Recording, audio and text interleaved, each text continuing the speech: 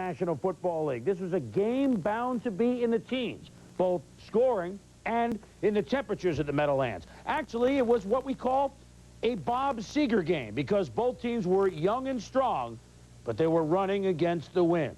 It was cold, it was windy. Forget that 21-degree mark.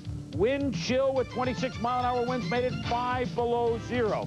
So, in the first quarter against the wind, Harry Newsom looks like Haji Shank as he shanks the punt off the right side of his foot. The short punt set up a Treadwell field goal for the Giants. It's 3-0 New York.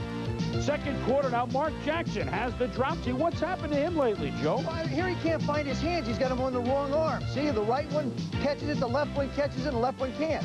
So against the wind, it's Treadwell. It just hangs a bad left, and the Vikings dodge a bullet and take aim at that 3-0 Giants lead.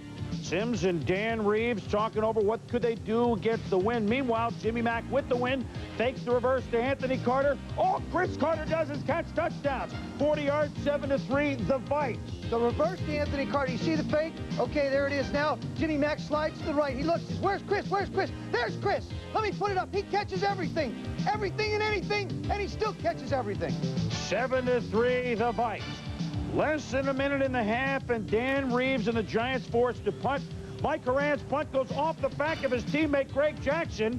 I tell you what, the Vikings, the Giants could have used a boot here. The Vikings were the team that had it in the person of Fuad Reves right before the half from 52. Forget about it. It's good. And the Vikings late at the half for Dennis Green, 10-3.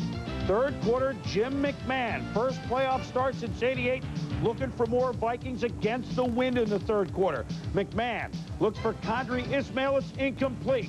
McMahon down in pain, Tom. Yeah, this is a very scary moment for football fans everywhere. Mike Fox here hits McMahon. You see him get sandwiched between he and Keith Hamilton. Hamilton hit him with the forearm. He was down for the count for a while. While Salisbury warmed up, it was Rodney Hampton that warms up. Look at him, stiff arm Carlos Jenkins right there. Look at the block by Kev Callaway as he blocks out Bensie Glenn. Touchdown. Yeah, great blocking up front here. You see Doug Riesenberg with the great kick-out block. A nice job by Hampton of not only hitting the hole, but using the nice stiff arm there. And look at Chris Callaway downfield, escorting him into the end zone. When the receivers can block for a guy like Rodney Hampton, longest run in Giant playoff history. And now it's the missile. Qadry Ismail trying to return the ensuing kick, but it's a scud return. He's out of bounds at the 7. Scotty Graham grew up on Long Island rooting for the Giants. He tried to turn it upfield. It's a big gain, getting them out of the shadow of their own goalpost, but holding on the all-pro guard Randall McDaniel on their back. Harry Newsom standing at the back of his own end zone, and into the wind. It's another shank. And the Giants in business in the tie game. 3rd and 8. Phil Sims at the 24. Everybody covered. So look at the veteran 38-year-old takeoff. It's going to be, well, Dennis Green looks on. They measure 4th and 1. Dan Reeves says, let's go for it. Rodney Hampton, he crunches for the yard and a first down. Rodney Hampton crunches for 2 yards in the end zone, and the Giants have scored 2 touchdowns in the third quarter with the win. They lead at 17-10 for Hampton. 161 yards against the best rushing defense in the NFL. LT and the Giants trying to protect the lead. Look at LT. Try to rush McMahon. He does. He dumps it off to Steve Jordan from Brown University. He caught 4 today, but Jimmy Mack again paid the price, Joe. Oh, you hate to see this. He does a great job avoiding LT, but it seems like every time one guy hits him, somebody else hits him in the head. He's woozy. Yes, for a while said he lost his feeling, as you could see there. Late in the third, the Vikings mount a drive. Salisbury, on 3rd and 3, Anthony Carter drops it. Then on 4th and 3, he rifles the pass. Jordan a lot closer than he thought. And the Vikings at the end of the third quarter lose a golden opportunity. Could Jimmy Mack come back? Not yet. Sean Salisbury tries to stake it to Chris Carter. He's into the secondary, but he fumbles. And Greg Jackson recovers, Tom. And a great job here by Myron Guyton, getting his hand in there, right there, pushing the ball out from behind. Jackson makes the recovery. Late in the game, just seconds to go, Jimmy Mack is back. But he's sacked by Keith Hamilton. McMahon stretched out. The Giants moving on. Gutsy game for McMahon and Mark Collins. LT's Meadowlands career may be over, but his career as a Giant certainly is not. It's the Giants moving to San Francisco, where those two teams will renew a great rivalry in the playoffs. The Giants beat Minnesota 17-10. After the game, LT talked about the defense. Felt bad for McMahon because he was taking the beating. They were clean hits, but when they did hit Jim, man, they was knocking the mess out of him. Third quarter lost us the game. We had the game in control, and 7-point lead, and the way our defense was playing, and all of a sudden it's 10-10, then we get backed up again, and luckily we got it out of there that one time, but or they might have got another one in there. I feel bad especially for the older guys who won't get the opportunity again. But besides that, I'm still the same player. You know, I'm gonna make the play. I'm gonna try to make the play, and I'm gonna try to hit the home run every time I get a chance. And when that feeling leaves me, then there'll be no need for me to play football anymore. Just in the film that we had seen, and the line, the way they played, the way they stunted, this play was a good play that would adjust to the stunts and all that they did up front. And of course, you know, you don't know that Rodney's going to run that well, but he made a great run, and Cab Calloway made a great block, or Chris Calloway made a great block. Howdy, howdy. Oh, that wacky Dan Reeves. Hey, he's going to be sitting at, well, if they keep winning, he won't. He wants a spot here on prime time.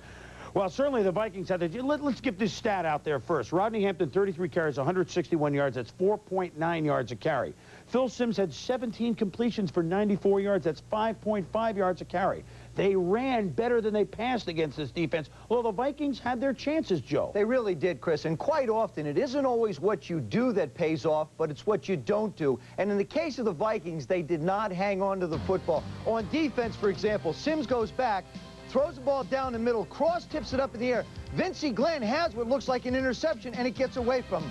Salisbury back on 3rd and 3, right in Anthony Carter's hands. Right there, ball slips away. That's what they weren't doing. They weren't making the plays when they had the opportunities, Tommy. Well, Joe, I'd like to reference the math that you gave us this morning when you talked about turnovers or lack of. I said that the Giants had to play a near-perfect football game. As far as turnovers are concerned, they did just that. They didn't lay the ball down once. Phil didn't throw an interception. And much credit to Rodney Hampton handling the ball the number of times that he did and not once fumbling. You guys both know it better than I do. When the wind is like that and you're down just a touchdown at halftime, it's not really you're just down a touchdown at halftime. It's like you're down a touchdown after 3 quarters. You know you got only 1 quarter to do something about it. So the Giants knew in the 3rd quarter they had to not only tie them, but get the lead. And I give the Giants credit for doing that. And what about a pair of war horses today, guys? Well, I said that Lawrence Taylor would have to make his presence felt and bring back some of that magic, and that's exactly what he did today in every area of the football field. You take a look at him here, doing it all, stopping the run, pressing down the guard, pressing the hole, here batting down a pass intended for Carter downfield, and here forcing McMahon out of the pocket. He didn't get the sacks that you usually get. He didn't get the quarterback down on the ground, but he made the other 10 people on the football field better ball players. Yeah, I know, Tommy. You know, LT's, I can tell you he's great, okay, from me taking. But another guy that really earned, I think, everybody's respect and continues to do it as a football player is Jim McMahon. This guy stood up and took everything the Giants could throw at him, knocked him out of the game twice, came back woozy, numb, and everything else, and still played his heart out. If everybody had played to the level of McMahon, the Vikings might be in a different situation. He really proved his warriorship today. Well, that's true, Joe. I think every other Giants certainly know how gutsy Jim McMahon is. We go inside the numbers. We talked on game day that Dolman might have a good day against Eric Moore at left tackle. I'll tell you something. The Giants allowed no sacks today. Look at the bottom. In the 3 games going in, they allowed 11. Conversely, the last 3 games for the Vikings, they didn't allow any. This time, they allowed their quarterbacks to get sacked 3 times. You win on the line, chances are you win on the scoreboard. So, NFC now set. Giants at San Francisco at Candlestick next Saturday in the late game. We already knew Green Bay at Dallas that Sunday in the early game.